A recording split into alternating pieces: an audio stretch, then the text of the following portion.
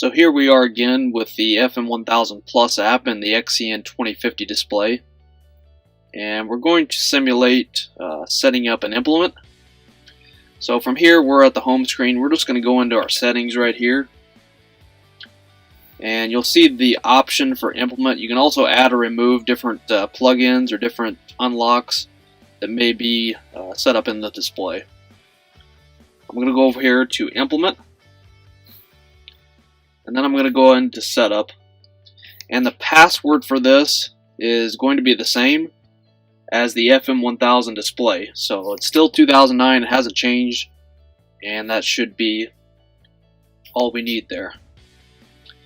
From here, this is pretty similar to the FM1000 display as well. Pretty much the whole app is. So you have different options. So anything from tillage, spraying, spreading, planting, all of those are options within the display. We go over to measurements. This gives us our swath width, and if we wanted to set this up as an implement, or if we just wanted to maybe map out a boundary or something like that, we could set that up to the width of the tractor itself if we didn't have an implement.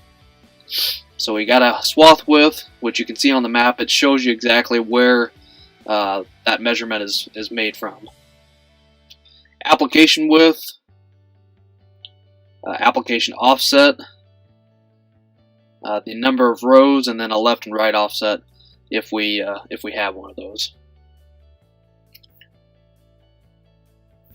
Over on geometry, we do have an option. If this was a 3-point or a hitch implement, we can change that here.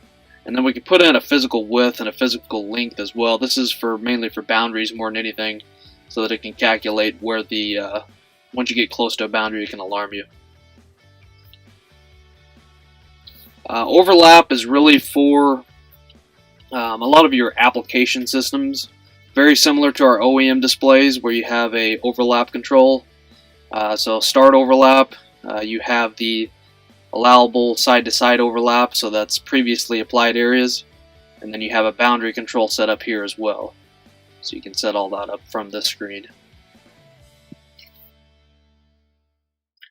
Any extras that may be here, so if you perhaps wanted to set up variety tracking if you're planting, you could set that up here and put in a remote lock switch if needed. And that's pretty much it on actually setting up an implement within the FM1000 Plus.